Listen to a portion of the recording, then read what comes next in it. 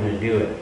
So we finally got yesterday, or 2 days ago, the letter that Minister Dwight Duncan, Minister of Finance for Ontario, that sent to the Minister of Finance for the federal government, Minister Flaherty. The First Nations and us are developing a plan to restore the point-of-sale exemption. We want you to administer it, but we need a meeting with you now, which is what we've been asking for quite some time. We need this meeting with the federal government. The federal government said, we deal with the problems. We don't want nothing to do with you.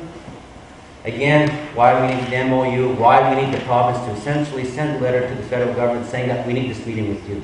We're bringing our First Nation people or leaders with us to a meeting with you, and we want it either on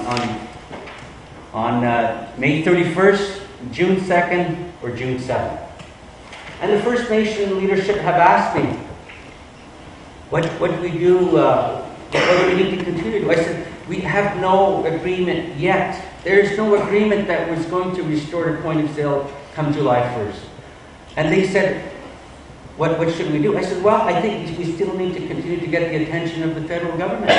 We know that the province is on site, that's not our target, but the federal government is who we need to get the attention of. And how do we do that? It's doing things like this, and it's doing things like having to slow down traffic on the highway to provide information. It's about getting our neighbors, our other treaty partners, our friends, our settler neighbors to stand with us. That's what it's all about. So that they can tell their members of the provincial parliament and members of the federal parliament, hey, you had an agreement. Honor it. And this is the same message that you heard the chiefs talk about from the treaty time. Honor these agreements. Honor them. And we don't have to have conflict amongst each other.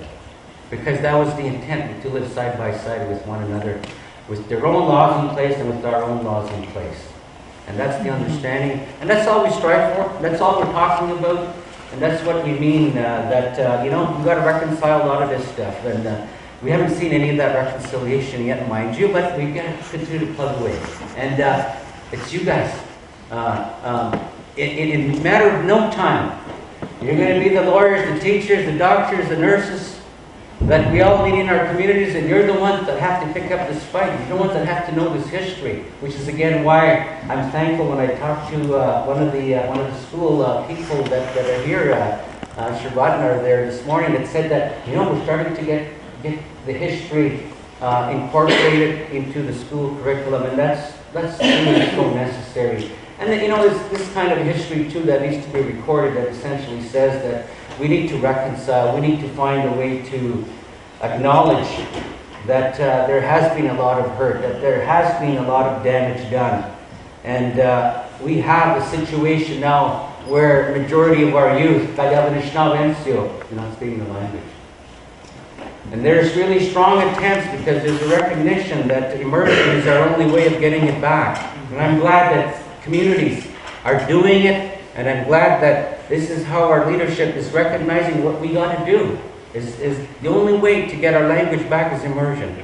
The only way to get our language back is to begin to share the knowledge that elders have and that speakers have. And that really says a lot in terms of being able to practice the culture and spirituality also in the language. That's always something that I know that many of our people continue to aspire to. And I'm just glad to say that we as First Nations people, as Nishnawbek, as Ojibwe, as Odawa, Potawatomi, our Three Fires Confederacy, I'm just glad that we've had the resiliency of people like Eddie Benton Benai to keep our spirituality and our culture intact so we can still share with us and with you.